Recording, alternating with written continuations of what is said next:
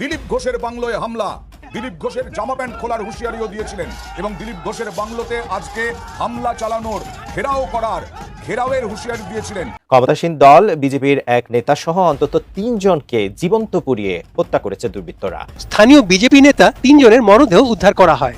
এক বছরে এমনি দম বন্ধ হয়ে যাচ্ছে। যান বাংলাদেশে, পাকিস্তান চলে যান, এখানে নামাজ পড়ুন, কেউ বলবে না। এখানে চলবে না এইসব। সরকার পাল্টে গেছে, লোক পাল্টে যায়, এগুলো বন্ধ করবো বলে, আর বন্ধ হবেই জেনে রাখুন। দর্শক, আপনারা এই মুহূর্তে দেখতে পাচ্ছেন যে মুসলমানদের নামাজ নিয়ে কটূক্তি করায় বিজেপি নেতা দিলীপ ঘোষকে চরম গণধোলাই দিচ্ছে বিক্ষুব্ধ জনতা। দর্শক, এই মুহূর্তে আপনারা দেখতে পাচ্ছেন অন ক্যামেরায় কিভাবে দিলীপ ঘোষকে ধোলাই করা হচ্ছে। এই কি কাণ্ড! আবার দিলীপ ঘোষ, এবং দিলীপ ঘোষ সাংসদ ছিলেন, বিধায়ক ছিলেন, কেন্দ্রীয় সহসভাপতি ছিলেন বিজেপির, সেই দিলীপ ঘোষ এক ঘরে হয়ে গেলেন। যোগ পাড়ায় পাড়ায়, বাড়ি বাড়িতে যোগ দেখা যাচ্ছে পশ্চিমবাংলায়। এটাই পরিবর্তন। ভাবতে পারেন, একজন মন্ত্রী যিনি সংবিধানের উপর হাত রেখে শপথ নিয়েছিলেন, সেই মন্ত্রী আজ কোটি কোটি নাগরিকের ধর্মীয় অধিকারকে পদদলিত করে বলে বসলেন, নামাজ পড়তে চাইলে পাকিস্তানে যাও। এবং এবার তার পরিণতি হলো জেলের করাত। কি হয়েছিল সেদিন? কেন গোটা পশ্চিমবঙ্গ আগুন হয়ে গেল? কেন আদালত নিজে এগিয়ে এসে কঠোর পদক্ষেপ নিল? আজকের এই পুরো ঘটনাটা শুরু থেকে শেষ পর্যন্ত জানতে হলে এই ভিডিও আপনাকে শেষ পর্যন্ত দেখতেই হবে। ভারতের সাম্প্রতিক রাজনৈতিক ও সামাজিক পরিস্থিতি নিয়ে উদ্বেগ প্রকাশ করে দেশব্যাপী আন্দোলনের কর্মসূচি ঘোষণার সিদ্ধান্ত নিয়েছে অল ইন্ডিয়া মুসলিম পার্সোনাল ল বোর্ড। সোমবার অনুষ্ঠিত সংগঠনটির কার্যনির্বাহী পরিষদের বৈঠকে মুসলিম সম্প্রদায়ের অধিকার, ধর্মীয় স্বাধীনতা, মসজিদ মাদ্রাসার সংরক্ষণ এবং বিভিন্ন রাজ্যের নীতিগত সিদ্ধান্ত নিয়ে বিস্তারিত আলোচনা হয়। বোর্ডের পক্ষ থেকে দাবি করা হয়, বিজেপি শাসিত কয়েকটি রাজ্যে মুসলমানদের লক্ষ্য করে গণপিটুনি, মসজিদ ও মাদ্রাসা উচ্ছেদ, বাড়ি ঘরে বুলডোজার অভিযান এবং ধর্মীয় কর্মকাণ্ডে বাধা দেওয়ার ঘটনা বৃদ্ধি পেয়েছে। এসব পরিস্থিতি দেশের সামাজিক সম্প্রীতি, গণতান্ত্রিক মূল্যবোধ এবং স্থিতিশীলতার জন্য ক্ষতিকর বলে মন্তব্য করা হয়। প্রিয় দর্শক, নতুন একটি নিউজে আপনাকে স্বাগতম। প্রিয় দর্শক, বিজেপি নেতা দিলীপ ঘোষ মুসলমানদের নামাজ নিয়ে কটূক্তি করায় পশ্চিমবঙ্গে মুসলমানদের ভিতরে এক উত্তেজনাকর অবস্থা সৃষ্টি হয়েছে। প্রিয় দর্শক, বিজেপি নেতা দিলীপ ঘোষ এর বাড়িতে সাধারণ জনগণ হামলা করে এবং তার বাসভবন ভাঙচুর করে।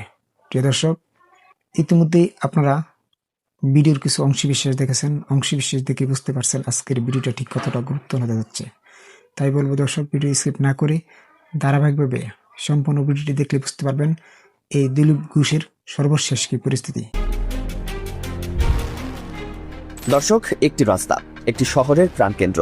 সেই রাস্তায় মুসলমানরা 7 মিনিট নামাজ পড়লে নাকি গোটা কলকাতা অচল হয়ে যায়, যানজট হয়, জনদুর্ভোগ হয়। কিন্তু সেই একই রাস্তা টানা 7 দিন বন্ধ রেখে যোগাসনের আয়োজন করলে তখন কোনো সমস্যা নেই, কোনো জনদুর্ভোগ নেই, কোনো যানজট নেই। দর্শক, এই দ্বিচারিতা দেখে যখন পুরো পশ্চিমবঙ্গ ফুঁসে উঠল, তখন ক্ষুব্ধ জনতা সরাসরি হামলে পড়ল সেই ব্যক্তির বাড়িতে যিনি মুসলমানদের পাকিস্তানে গিয়ে নামাজ পড়তে বলেছিলেন। গেট ভাঙলো, ভেতরে ঢুকলো, আর ইতিহাস তৈরি হলো। আজকের এই বিশেষ পর্বে আমরা তুলে ধরতে যাচ্ছি ভারতের পশ্চিমবঙ্গে ঘটে যাওয়া এমন একটি ঘটনা প্রবাহ যা সাম্প্রদায়িক রাজনীতির মুখোশ খুলে দিয়েছে। কলকাতার হৃৎপিণ্ড। এই রাস্তাটি শুধু একটি সড়ক নয়, এটি পশ্চিমবঙ্গের সাংস্কৃতিক ও রাজনৈতিক পরিচয়ের একটি প্রতীক। বহু বছর ধরে এই রাস্তায় বিভিন্ন ধর্মীয় ও সামাজিক অনুষ্ঠান পালিত হয়ে আসছে। হিন্দু সম্প্রদায়ের পূজা অর্চনা হয়েছে, মুসলিম সম্প্রদায়ের ঈদের নামাজ হয়েছে, খ্রিস্টান সম্প্রদায়ের ক্রিসমাস উদযাপন হয়েছে। এটি ছিল ভারতীয় ধর্মনিরপেক্ষতার একটি জীবন্ত উদাহরণ। কিন্তু পশ্চিমবঙ্গে বিজেপি সরকার ক্ষমতায় আসার পর প্রথম যে পদক্ষেপগুলোর একটি নিল তা হলো রেড রোডে মুসলমানদের নামাজ আদায়ে নিষেধাজ্ঞা জারি করা। যুক্তি দেওয়া হলো, জনদুর্ভোগ হয়, যানজট সৃষ্টি হয়, সাধারণ মানুষের চলাচলে বাধা পড়ে। ঠিক আছে, ধরে নিলাম এই যুক্তি গ্রহণযোগ্য, কিন্তু তাহলে প্রশ্ন ওঠে, সেই একই রেড রোড যখন আন্তর্জাতিক যোগ দিবস উদযাপনের জন্য টানা 7 দিন, হ্যাঁ দর্শক, পূর্ণ 7 দিন সম্পূর্ণভাবে বন্ধ রাখা হয়, তখন সেই জনদুর্ভোগের কথা কোথায় যাচ্ছে? সেই যানজটের যুক্তি কোথায় হারিয়ে যাচ্ছে? মুসলমানদের নামাজ হতো মাত্র কয়েক ঘন্টার জন্য, কিন্তু যোগ দিবসের জন্য রাস্তা বন্ধ থাকছে 7 দিন। প্রধানমন্ত্রী আসবেন বলে পুরো এলাকা সুরক্ষা বলয়ে ঢেকে দেওয়া হচ্ছে। আর ঠিক সেই সময়ে 21 জুন সারা ভারতে নেট পরীক্ষা চলছে। হাজার হাজার ছাত্রছাত্রী এবং তাদের অভিভাবকদের সেই রাস্তা দিয়ে পরীক্ষা কেন্দ্রে যেতে হবে, কিন্তু রাস্তা বন্ধ। তাদের দুর্ভোগের কথা কে ভাবছে? দর্শক, এখানে প্রশ্নটা একদম পরিষ্কার হয়ে যায়। সমস্যাটা কখনোই যানজটের ছিল না, সমস্যাটা ছিল কারা করছে। যদি মুসলমানরা করে তাহলে সমস্যা, যদি বিজেপি করে তাহলে উৎসব। এটি গণতন্ত্র নয়, এটি দ্বিচারিতা, এটি সাংবিধানিক মূল্যবোধের সাথে চূড়ান্ত প্রতারণা। রেড রোডে নামাজ নিষিদ্ধ করার বিষয়ে প্রশ্ন তোলা হলে দিলীপ ঘোষ যা বললেন তা শুনে যে কোনো সুস্থ মস্তিষ্কের মানুষের বিবেক কেঁদে ওঠার কথা। তিনি বললেন, নামাজ পড়তে চাইলে বাংলাদেশে যাও, পাকিস্তানে যাও, কলকাতার রেড রোডে নামাজ পড়ানো হবে না। দর্শক, একটু থামুন এবং এই কথাটির ভয়াবহতা অনুধাবন করুন। একটি সার্বভৌম গণতান্ত্রিক দেশের একজন মন্ত্রী, যিনি সেই দেশের সংবিধান রক্ষার শপথ নিয়েছেন, তিনি প্রকাশ্যে সেই দেশের নাগরিকদের বলছেন ধর্ম পালন করতে চাইলে অন্য দেশে চলে যেতে হবে।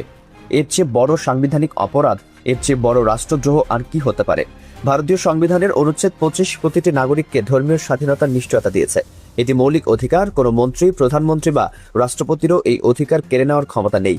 অথচ দিলীপ ঘোষ সেই অধিকারকে পদদলিত করলেন প্রকাশ্য জনসভায়। আর মনে রাখবেন, এই একই ব্যক্তি এর আগেও মুসলিম সম্প্রদায়কে হরিদাস পাল বলে তাচ্ছিল্য করেছিলেন।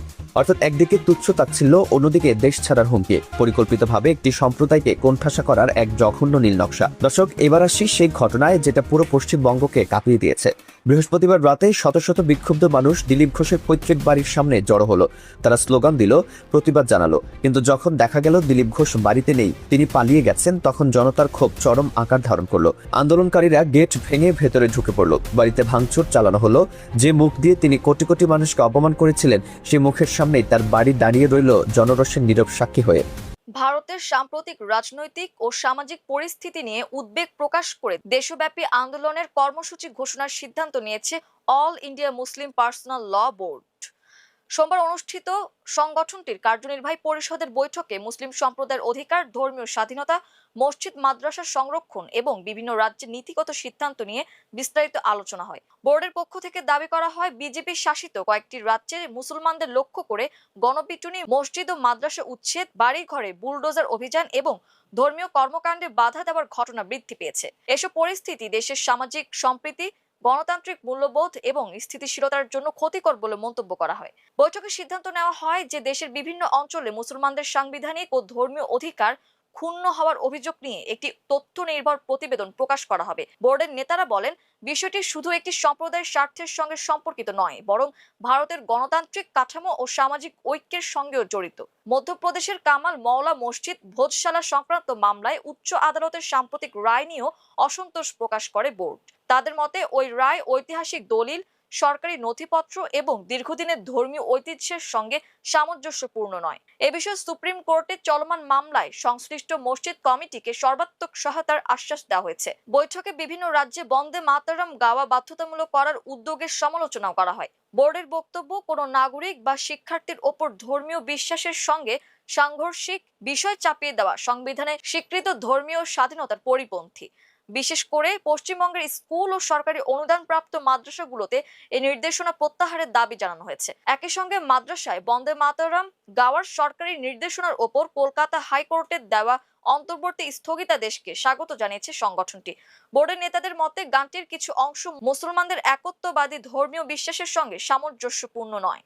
সভায় ইউনিফর্ম সিভিল কোড বা অভিন্ন দেওয়ানি বিধি বাস্তবায়নের প্রচেষ্টার বিরুদ্ধে অবস্থান পুনর্ব্যক্ত করা হয়। বোর্ডের দাবি, এমন উদ্যোগ ধর্মীয় স্বাধীনতার সাংবিধানিক অধিকারের সঙ্গে সাংঘর্ষিক এবং ভারতের বহুত্ববাদী সমাজ ব্যবস্থার পরিপন্থী। উত্তরাখণ্ডে এ সংক্রান্ত আইনের বিরুদ্ধে চলমান আইনি লড়াইয়ের মতো অন্যান্য রাজ্যেও প্রয়োজনীয় আইনগত পদক্ষেপ নেওয়ার সিদ্ধান্ত গৃহীত হয়েছে। মুসলমানদের অধিকার রক্ষা, ধর্মীয় প্রতিষ্ঠান সংরক্ষণ, সাম্প্রদায়িক সম্প্রীতি বজায় রাখা এবং সাংবিধানিক অধিকার প্রতিষ্ঠার দাবিতে দেশব্যাপী গণ আন্দোলন গড়ে তোলার ঘোষণা দিয়েছে বোর্ড। এ উদ্দেশ্যে একটি বিশেষ কর্মপরিষদ গঠনের সিদ্ধান্ত নেওয়া হয়েছে। প্রিয় দর্শক, সম্পূর্ণ ভিডিওটি দেখার জন্য আপনাকে ধন্যবাদ। প্রিয় দর্শক, আপনি যদি আমাদের চ্যানেলে নতুন দর্শক হয়ে থাকেন তাহলে অবশ্যই চ্যানেলটি সাবস্ক্রাইব করবেন, আর অলরেডি যদি সাবস্ক্রাইব করে থাকেন আপনাকে অসংখ্য ধন্যবাদ।